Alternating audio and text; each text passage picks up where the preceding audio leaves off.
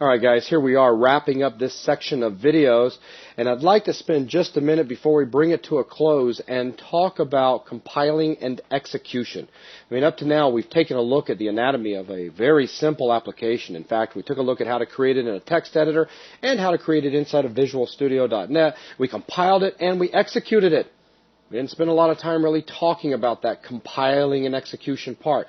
Granted, all the way back in the basic overview of .NET, we did talk about compiling into assemblies and then execution through the CLR, the Common Language Runtime, or what some people refer to as the .NET Runtime. But we really haven't broke it down for you.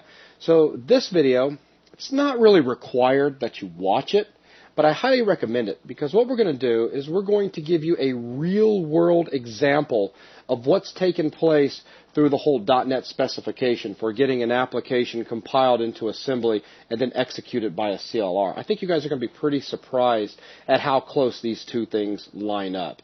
So, the analogy that I have picked on, house building. Dun dun dun. You meet so many young couples these days that say, I'm going to build a house. Or, better yet, we're going to build a house. You're about to really make the other half unhappy here. So, you know, if Angela and I said that we were going to build a house, let's think about it. Are we actually going to go out with shovels and dig up the ground, pour a foundation in, you know, then get some wood, nails, hammers, and start building it? No, that's not how, you know, building a house goes. Building a house from the homeowner's point of view involves sitting down with your better half and putting a specification together in regards to what kind of house do you want. Now, this specification isn't going to be a final spec that's going to be read by the contractors in the end that are going to truly construct the house. No, it's going to be something that could be understood by a general contractor. So hopefully, guys, at this point, you're starting to see some of the pieces fall in place. Us putting together our general spec, well, that's going to serve as us writing code. Our general contractor, well, he's going to be able to understand what we wrote down and turn it into something that is understandable by a bunch of subcontractors, our Common Language Runtime. And what we're going to do is we're going to follow that through. We're going to trace it out right here. And I think you're going to be pretty surprised at how well it works. So let's start out with us. So here's us, Angela and I, and we have decided we are going to build a home. So what's the first thing we're going to do? Well, we're going to draw a long line over here, and we're going to put a box there. I'm going to write the word code right here because this is really us doing the coding phase if we were writing an application for the .NET platform. Now, back to our analogy though. So what do Angela and I need to do? Well, first of all, we need to decide a lot of things. We want to build a house. Well, that doesn't tell me anything. We need to decide what kind of house, how much money do we have to spend, what kind of things do we want inside the house in regards to, you know, carpet, you know, wooden floors, brick. Is it going to have vinyl siding? There's just so many things that need to be defined. So let's talk about just some of the common things real quick. First of all, the most important, budget. If all we have is $500, we're not building much for a house, are we, Logan? No, you'll have one of those little storage-looking shed things with a tarp covering the front. If you're lucky, have you seen what those... Okay, the tarp on the front. Okay, maybe $800. All right, next thing we need to do, we need to select a lot. Hang on one second. This guy just switched on me. There we go. So we're going to need a lot. We need a place to put the house. Is it going to be in California? Is it going to be in Alaska? Is it going to be down deep in the south, perhaps in Miami, out on the beach? And all of these things are going to become very important to our general contractor real soon here. So we need to pick a lot. And then, you know, of course, the big one is going to be determine the house plan. And I'm just going to write house plan. This is where we're going to pull out a piece of paper and we're going to decide on our layout, what we like basically. You know, we're going to have 3 bedrooms. It's going to be a 2-story. Here's the living, and we're going to write all this stuff down. Now, we might actually have a few things that we want to include with this house, that we want in the house. So let me erase code to give myself some room to include some resources for this house. Logan, we have got the most amazing, I'm just going to say P period, but Persian rugs. Not really, guys, but this is all fictitious, okay? So, Logan, we've got amazing Persian rugs, and these rugs, they have to be installed in this house. That's an absolute must. And we've been collecting these stones. Don't ask me why. We just have been. So we're going to call these special stones. And Angela and I have decided that in our new home, we would like a fireplace. And this fireplace, we want it basically all encased in these special stones, because that will look so cool with what we've got in mind for that particular room. So we've got a couple resources to go along with our house plan and everything. So we've put everything together in a language that a general contractor would understand. So at this point, you can view this whole section up here. So this guy to this guy, and let's take this down. So you can look at all this section up here is our code and resources. So I'm just going to write code. You guys can imagine resources being written in. So I'm going to take my code, and I'm going to take my resources, and I'm going to bring this to a general contractor. So let's just say gen contractor. That's general contractor. Just trust me on it. Now, does the general contractor actually build the house? No. He's in charge of, well, first of all, finding out exactly what you want, and then translating that into something he can then hand off to subcontractors that he's going to hire. And these subcontractors are going to build your home. They're going to make it happen. So in this particular case, our general contractor, he's going to be our compiler. And Logan, it's really pretty neat if you think about it. He's compiling all of our information into an assembly. Well, that kind of works. So let's just run this on down. I'll put a little arrow right here. Run this on down to here. And here's going to be our assembly. And what do we want to call this in the real world? This is going to be our standards compliant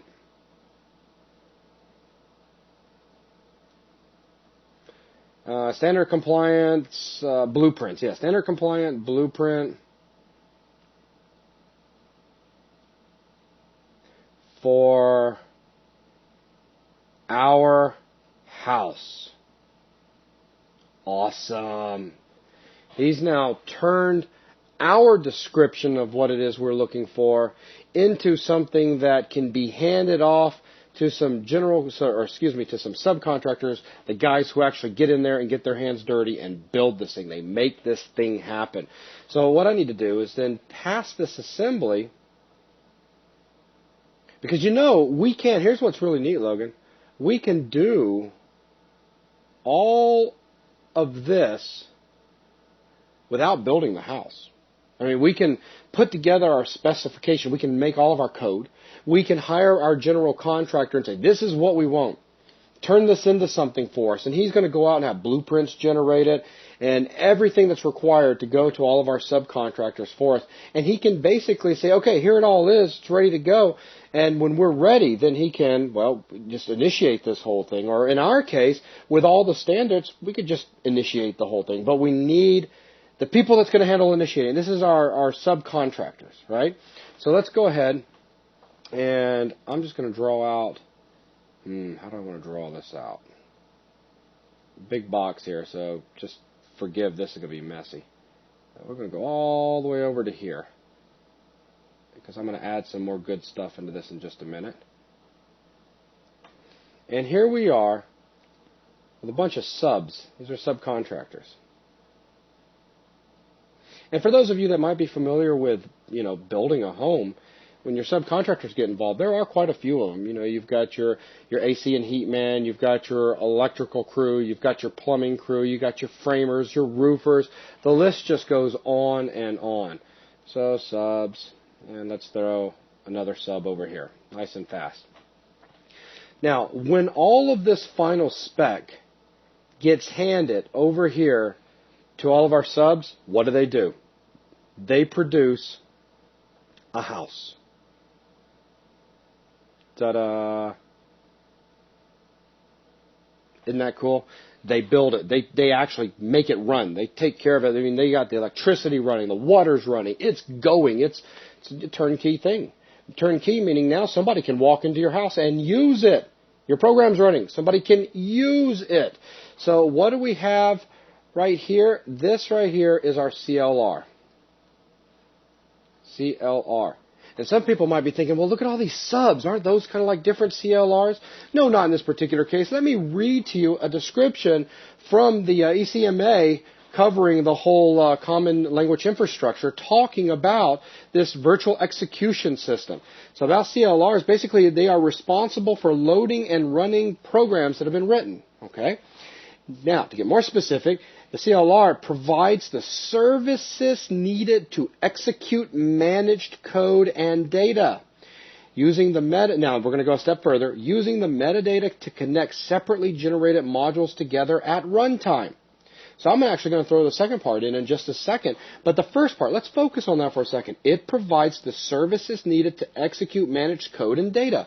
See all these different subs in there? They're all handling various parts. They're, as a unit, they are working to produce the final result, a functioning home.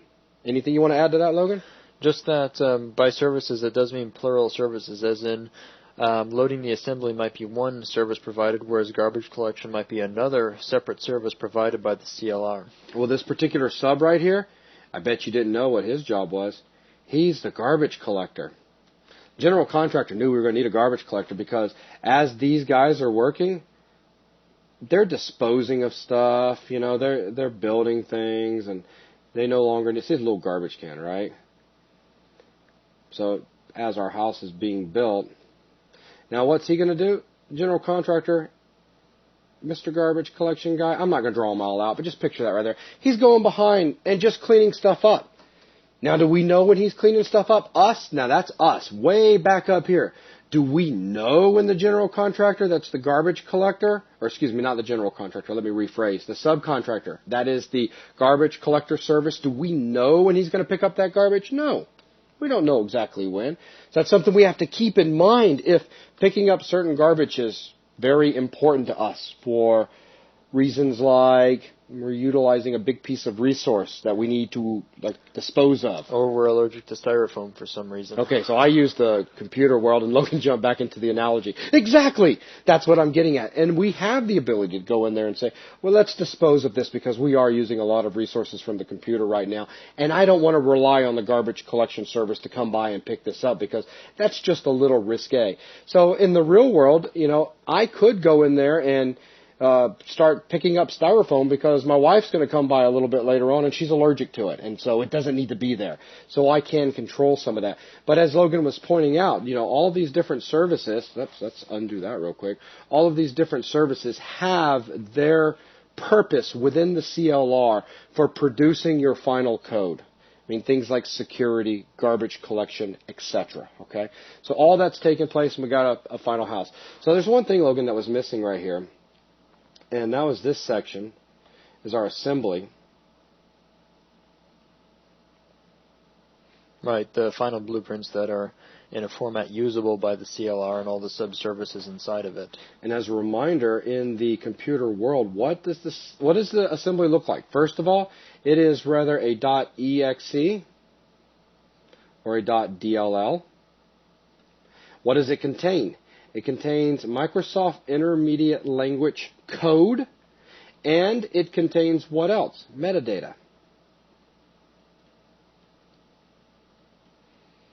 Now, the metadata. Oh, wait a minute. Back to the ECMA description from the International Standardizations. It says it provides the services needed to execute managed code and data using the metadata to connect separately generated modules together at runtime.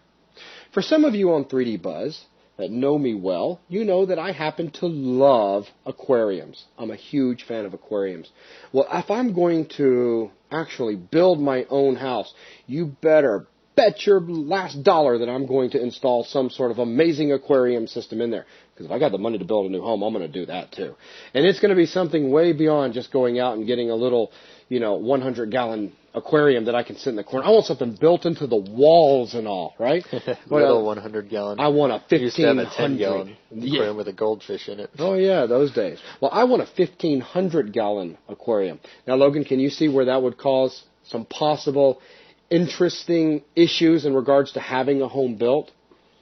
Well, the location and the structural things that you need to have support that, because I mean, if 1,500 gallons is one aquarium, that's going to have a significant weight to it. Oh, yeah. And if you place that in the middle of a floor that's not supported or reinforced, then that could be a very serious problem. Very problem. So check this out. Let's see if we can make this even more interesting. So here's us again. So Angela and I are going to go out and we are going to create a new specification in a particular language that our general contractor can understand. But we're using a new language now. How cool is that? So let's pretend that this over here, I'm really going to push this example as far as I can. It jumped on me. Did you see that? Let's move that back. So that's going to be C#, and over here, this is going to be VB.net. It jumped on me again. And let's move it back down. There we go. VB.net. I'm using a different language because now I'm talking in the world of fish tank, water weight, what kind of pumps are we going to need? The sump, the type of rocks I want to put into it, the type of lighting, the protein skimmer, everything ultraviolet, blah, blah, blah, blah. A lot of stuff, right? A lot of stuff that needs to go in here. Ultraviolet sterilizer, to finish off my thought. Get too excited here and I just jump ahead of myself. So again, we're going to sit down and we're going to come up with some common things. Well, you need a budget. So, and because of the common type system, of course, we know when we deal with money that type is money. A fish tank budget is the same thing as a house budget. It's all in money. That's the same right. kind of money. So you can see where the CTS is stepping in here to be nice. Now we're going to do our aquarium specs. I'll start out by saying I want a 1 million gallon tank, and then Angela comes behind me and says, I think not. We don't have $2 million. Let's jump down to something like a 300 gallon tank, and then that's when we go back and forth. And we finally end up at the 1,500 gallon tank. Now, from this, we have our spec together. What we're going to do next is we're going to go out and we're going to hire another general contractor. A general contractor that speaks this aquarium language. Ah, boy, I hope you guys see where this is all going. So here we are with another gen contractor. And he takes our specs and says, whoa, pretty cool. I can make this happen for you. Let me just turn this into a language that is going to be understood by the guys that need to put all this together and make it happen. So here he is again. And you know what? I'm just going to get lazy, Logan. Here he goes. He makes an assembly. This contains everything that needs to be there for our subcontractors to actually create this. But here's something that's interesting. We are going to have to interface over here with this other assembly, aren't we, Logan? Well, like you said, this is a large fish tank, so the design of the house is going to come into play. For one, it's probably going to be a large fish tank, so we have to see what the size of the rooms are and where in the house the fish tank could go. And after we do that, we know that it's heavy, so we need to see how are the floors defined and how are they supported. What kind of floors are used? Is it a type of floor that can hold a fish tank? And what about the specific floor we're using? Is it strong enough and is it supported? I like how you keep saying type. So we're going to need to be aware of metadata, aren't we? We are. That metadata is going to become very, very important because that metadata basically is describing our types, isn't it?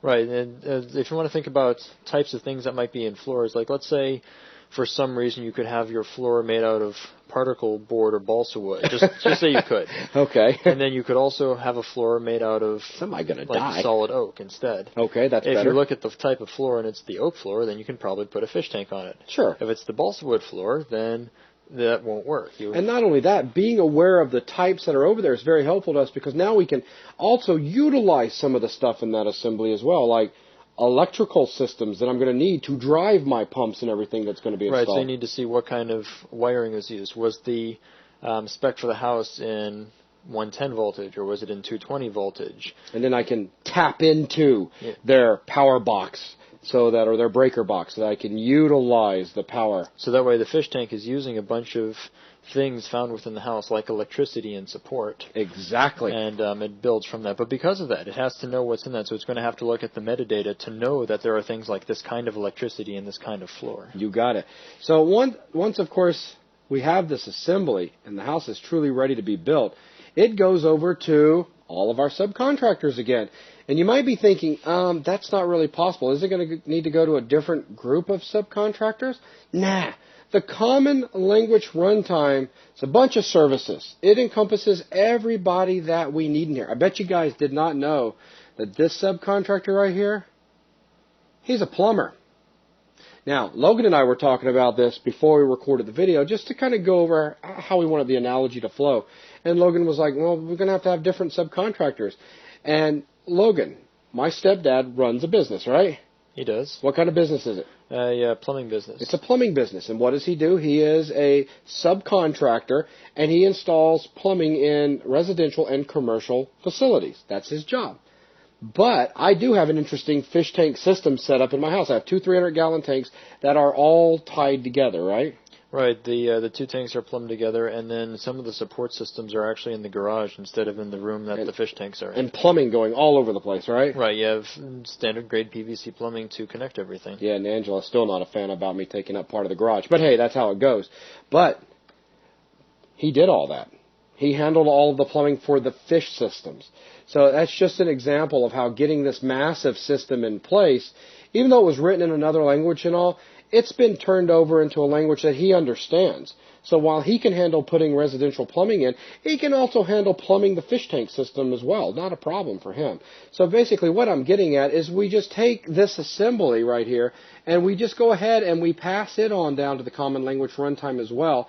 And the Common Language Runtime will handle loading these assemblies, utilizing the metadata within, and making all connections required so that this whole thing can, in essence, be compiled on the fly and bloop, running executable on your target platform.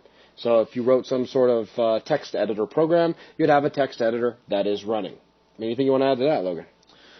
No, I think that covers it. I mean, the key being here that the Common Language Runtime has a specific set of instructions and a format that it requires. Right. And we need the general contractors to translate between us and the Common Language Runtime, because we could go to the general contractor and use very general terms like where we want something placed. We're not going to use specific building terms like gallons per hour or pounds per square inch or any of these other terms that the individual subcontractors might need to do their jobs.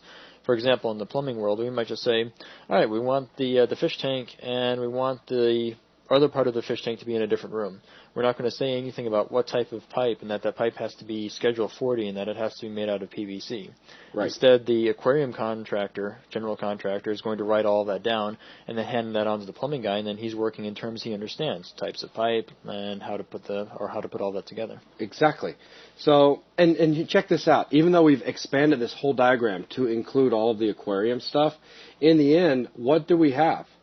We have a house, but we have a house with an aquarium inside.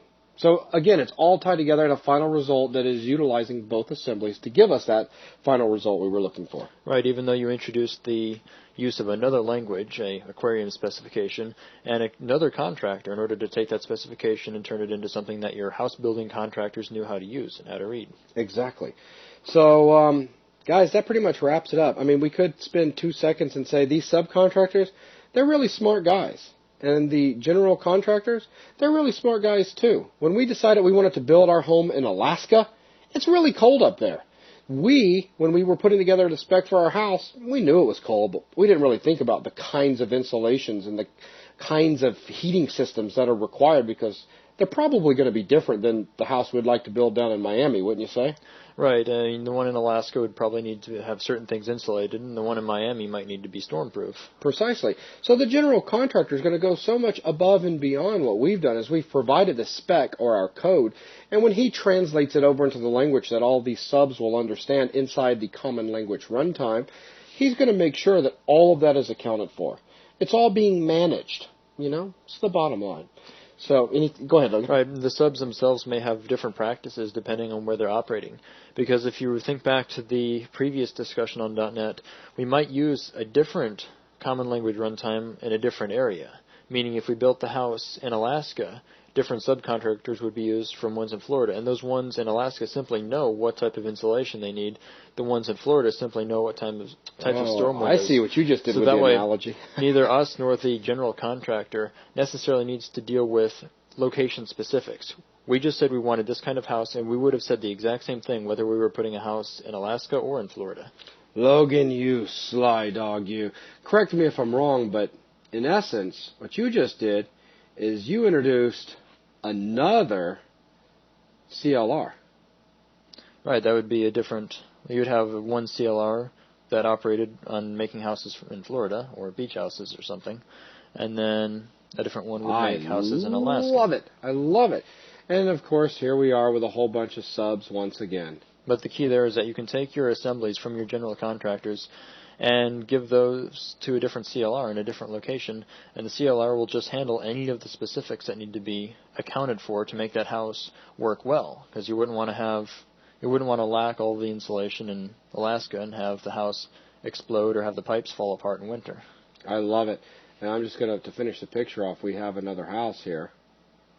Which generally works the same, generally looks the same. It just is set up to function in the location it was deployed in. So this one was in Florida, and this one's over in good old Alaska. Well, no, not Alabama. Better finish it off now that I abbreviated Alabama for some reason. So there you go. One in Florida, one in Alaska. Completely different practices in regards to the subs or the CLR. So two different CLRs here because we had two different targets that we were going for, but we were able to use the same assemblies, and it ran through one CLR for one, and we didn't have to change the assemblies at all. I was able to run it through another CLR for a whole nother location where the climate was completely different. So two different CLRs. That's beautiful stuff. I hope, because this is pretty much going to wrap up this video, that this ties everything together, or at least makes things a little bit clearer as to what happens when you come in and you, where am I at? Here I am. Write code, tell it to build the solution, and it gets compiled, and then you tell it to run it. Basically, the assembly, which is the result of your code being compiled, is then handed off to the CLR, and it is run on the fly. And just a recap, this is so important. When it runs, what happens? Your code by the CLR gets JITted, just in time compiled. The compiling is happening on the fly, method by method, as that method is called upon. So the method's called upon, it compiles it right then, but when it compiles it, it then caches it so that while this iteration of the program is running, basically if that method gets called again, it's cached. It doesn't have to compile again. So blam, it hits the cache and it's faster. So that's why Microsoft will say when using the .NET platform, your applications will get faster and faster until you get up to a point where it's just at a steady speed. And since the CLRs were able to be optimized specifically for OS and hardware, you get super fast execution, which is good stuff. So that is going to wrap up this video. Thanks a lot for taking a break from coding and listening in.